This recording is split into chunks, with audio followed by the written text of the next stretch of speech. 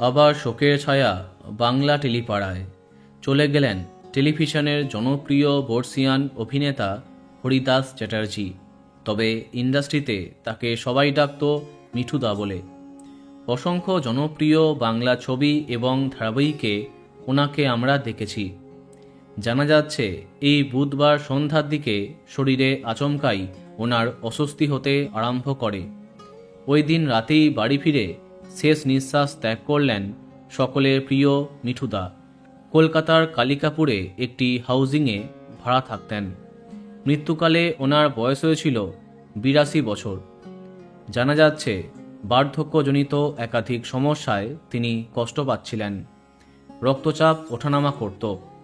সাম্প্রতিককালে বেশ কিছু জনপ্রিয় বাংলা ধারাবাহিকে ওনাকে আমরা দেখেছি, যেমন ত্রিনয়নী, পঞ্চমী, আয় তবে সহচরী এবং সর্বশেষ চিনি ধারাবাহিকে কাজ করেছিলেন অভিনেতা হরিদাস চ্যাটার্জি। ওনার আকস্মিক প্রয়াণে শোক জ্ঞাপন করে দেবনাথ চ্যাটার্জি লিখেছেন, মিঠুদা ভালো থেকো, মনে রাখবো তোমায় আজীবন।